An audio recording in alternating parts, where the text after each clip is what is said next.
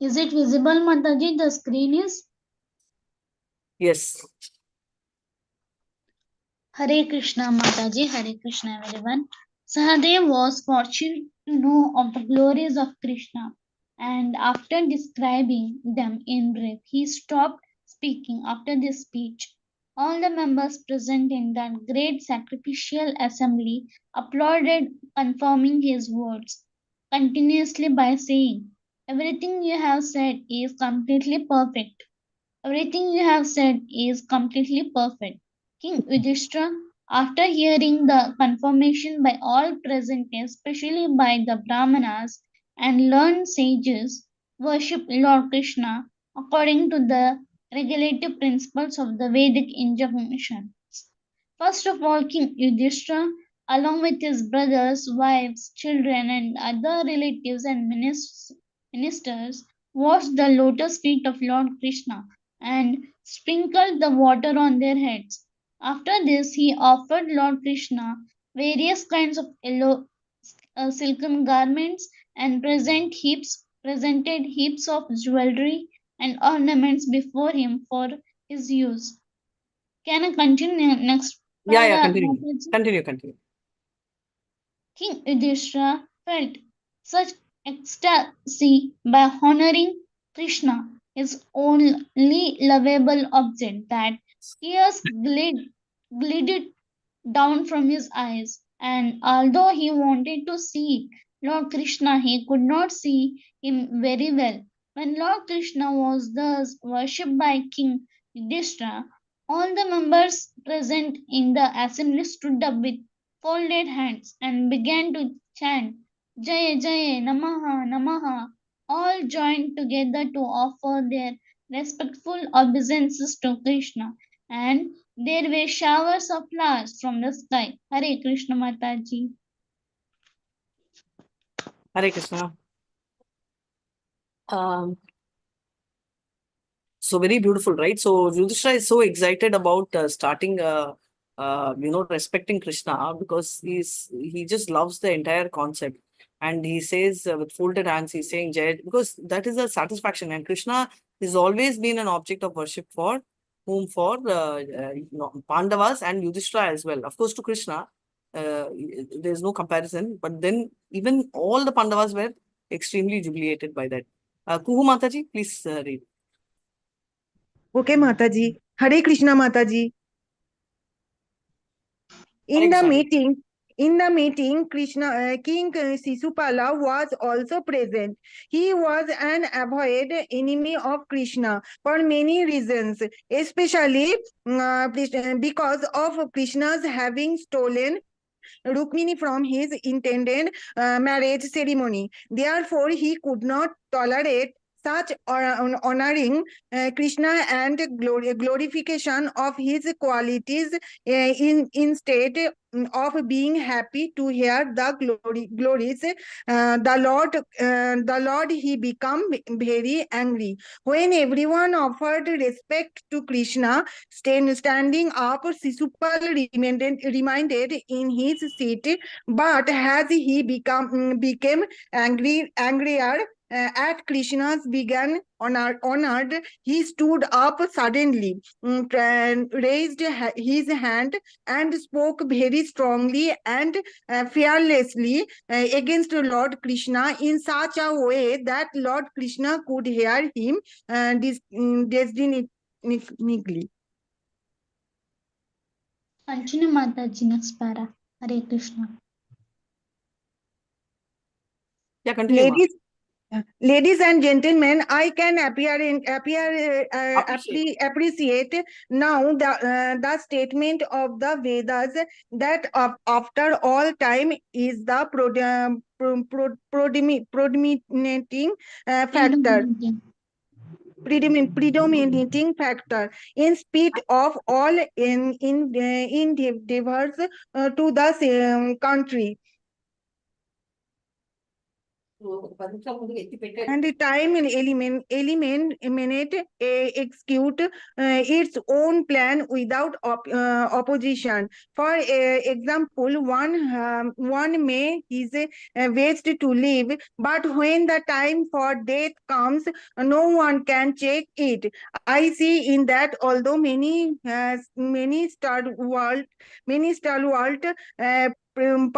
personality are present in the assembly. In if influence of time is so strong that they have been misled by the statement of a boy who has foolishly spoken about Krishna. Many learned, staged, and elderly persons and present, but still they have accepted the statement of a foolish boy.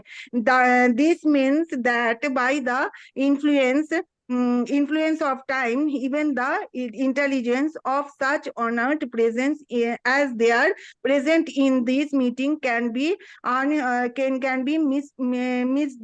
misdirected. I agree with the respected person present here that they are competent to select the personality who can worship first.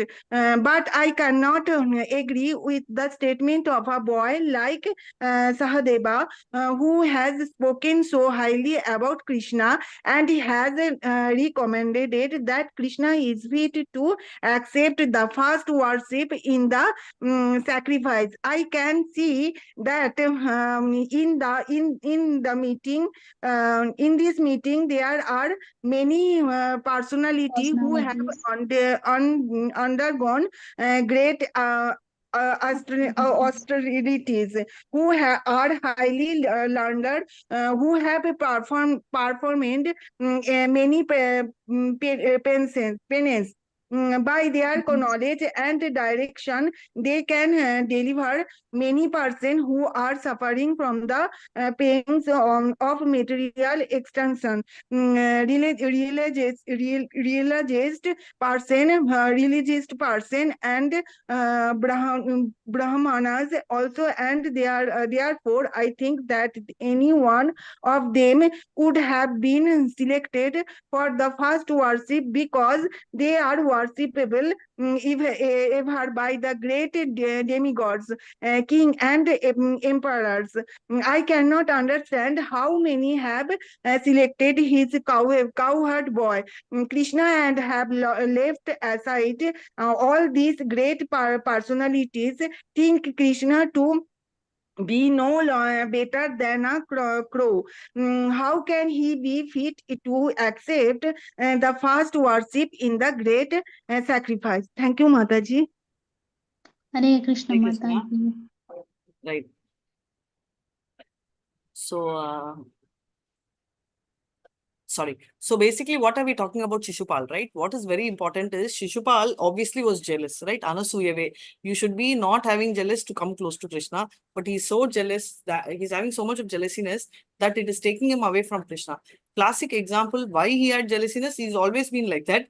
More to add to it, Rukmini was also sort of taken by Krishna, right? So that sort of added more. So Sakadev also does not say Krishna is the right person. He gives so much of justification as to why Krishna is the right person. And the entire, what do you call, the entire place, right? The town hall is totally in favor of Krishna. And not only that, this is a function of Yudhishthira. When Yudhishthira is doing the yagna, I think Yudhishthira is right to decide who has to be the chief guest, right? So if at all somebody has to object, it should be only Yudhishthira. But Yudhishthira was more than happy. He was very jubilant, trying to honor him. And nobody else has objected. But Shishupal, because of jealousiness, claims that somebody can be greater. If someone could have been greater, they would have nominated. So this is what the story is about. So they say, right, Vinasakayale Vibarit the Buddhi. So Shishupal is getting into the end, right? That is why he starts thinking in a very negative way. Yeah, please go ahead. May I read next? Yes, Mataji, you can. Hare Now, Krishna. Mataji, we cannot even ascertain which caste this Krishna belonged to or Actually, what I can't his hear you. actual Voice is very occupation. feeble. It's a little louder. Can you hear me now, Mataji? Yeah. I raised Yeah, the volume. Mataji. Yes, Mataji. He cannot even ascertain which caste this Krishna belongs to, what his actual occupational duty is. Actually, Krishna does not belong to any caste, nor does he have to perform any occupational duty. It is stated in the Vedas that the Supreme Lord has nothing to do as his prescribed duty. Whatever has to be done on his behalf is executed by his different energies. Shishupala continued, Krishna does not belong to a high family. He is so independent that no one knows his principles of religious life. Indeed, it appears that he is outside the jurisdiction of all religious principles. He always acts independently, not caring for the Vedic injunction and regulative principles. Therefore, he is devoid of all good qualities. Shishupala indirectly praised Krishna by saying that he is not within the jurisdiction of Vedic injunction.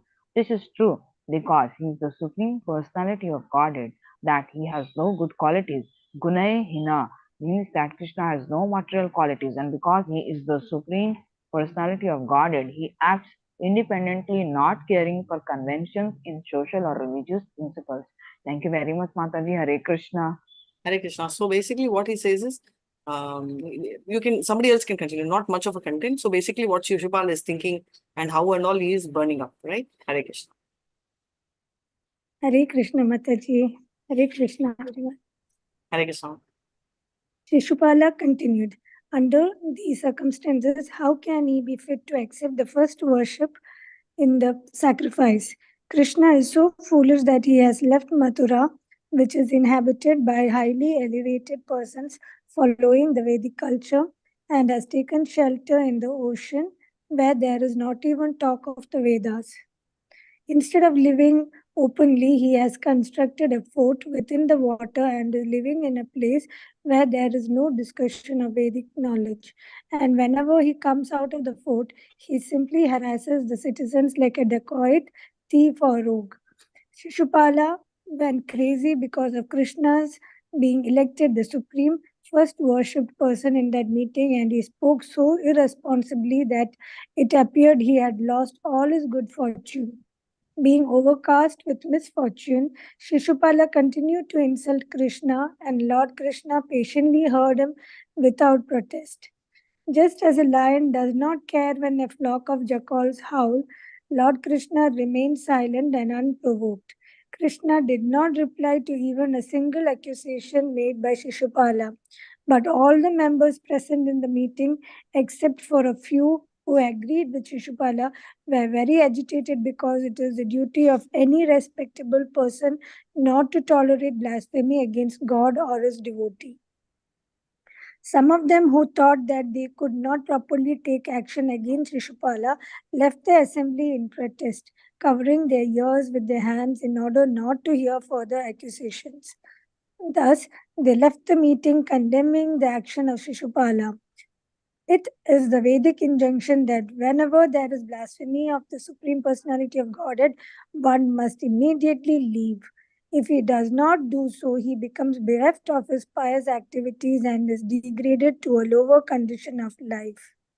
Thank you so much, Mataji. Hare Krishna. So very beautifully they are bringing up. When Shishupal is talking, some of them walk off, some of them close, because if you have power and knowledge, you can counter the person. But if you feel you do not have both, like, you are a servant and if the king is criticizing, the best thing is to quit the place. Otherwise, the person, because it's about Vaishnava or about the Lord more so, you should not be silently hearing it. Even if you do not agree to it, you have to raise a voice or quit the place. Right? You just can't be sitting there. Also, what Shishupal is talking about is he's criticizing Krishna's religion. Even though we all know that during Treta Yuga, when he came as Rama, Krishna never was a Kshatriya, nor here was he a Vaishyava. Here he is criticizing, telling that you must have been in Madura. And you come to Dwaraka, because Dwaraka, he had built the island, built his palace under the waters, right? So he calls all this as very stupid behavior, because nobody inside the water will be preaching. So he says that you're doing all this. So that's a very weird situation. So that is what he says. Yeah, go ahead. Next. Who has not read so far? Is it Revati Mataji, Oppo, CPH? Yes, Mataji. Revati Mataji is there. Revati Mataji, if you're free, you can read. I think she's not available. Neeta Mataji? Hare Krishna Mataji. Good, Mataji. Sorry, I just saw. Hare Krishna. Yeah, please read, Mataji. Mataji, I joined a bit late. I have to start from all the kings. Yeah. Yes, And after that, Mataji. Lakshmi Mataji can read. I didn't see her hand. Okay. You read, Mataji. After that, Lakshmi Mataji will read. Please go ahead. All the kings present belonging to the Kuru dynasty, Matsya dynasty, Kakaya dynasty, and Sindhya dynasty were very angry and immediately took up their swords and shields to kill Shishupala, who was so foolish that he was not even slightly agitated. Although all the kings present were ready to kill him, Shishupala did not care to think of the pros and cons of his foolish talking, and instead of stopping, when he saw that all kings were ready to kill him, he stood to fight with them and took up his sword and shield. When Lord Krishna saw that they were going to fight in the arena of auspicious Rajasuya Yajna, he personally pacified them. Out of his causeless mercy, he himself decided to kill Shishupala. When Shishupala was abusing the kings who were about to attack him, Lord Krishna took up his disc, as sharp as the blade of the razor, and immediately separated Shishupala's head from his body. Shall I continue? Yeah, please. No, one para over. Na, so we'll give Lakshmi Mataji chance. Because Mataji, I read just before Nita. you read? Acha, okay, then you continue one more para and then we'll stop. Hare Krishna. Hare Krishna, Mataji, thank you. When Shishupala was thus killed, a great roar and howl went up from the crowd. Taking advantage of the disturbance, the few things who were supporters of Shishupala quickly left the assembly out of fear for their lives. Then the fortunate Shishupala's spirit soul immediately merged into the body of Lord Krishna in the presence of all, exactly as a burning meteor falls to the surface of the globe. The merging of the Shishupala's soul into the transcendental body of Krishna reminds us of the story of Jaya and Vijaya, who fell to the material world from the Vaikuntha planets upon being cursed by the four Kumaras. For their return to the Vaikuntha world, it was arranged that both Jaya and Vijaya, for 3 consecutive births, would act as deadly enemies of the Lord, and that at the end of these lives, they would return to the Vaikuntha world and serve the Lord as his associates. Hare Krishna. Thank you. Hare Krishna. How much more is there? 1 minute, Mataji. Yeah. So what happens with that incident? Yeah, I think we should be able to 8 complete it. para is there, Mataji, How still many? left. 8 paras. 8 para, then we'll do tomorrow. I thought 1 para. Okay. So they're Okay. talking about very clearly Krishna, gets, he obviously has to react to the situation and therefore he releases his, what does he release? Disc Mataji, Sudarshan Chakra, Sudarshan and Chakra, right? And Sudarshan Chakra is a devotee and himself, right? So that we will see tomorrow and we'll see a little more about Sudarshan Chakra. With this, we'll end the meeting. Thank you so much for coming. Vanchakalpatarubhyascha kripa sindhubhya eva cha patitanam pavanebhyo vaishnavebhyo namo namaha ananta koti vaishnavi jai Srila Prabhupada jai Namacharya Haridas Thakur jai. Hare Krishna, Hare Krishna, Krishna Krishna, Hare Krishna, Krishna Krishna, Hare Hare, Hare Rama, Rama Rama, Hare Hare. Hare Hare. Hare Krishna. Thank you, Krishna Mataji. Mataji. Thank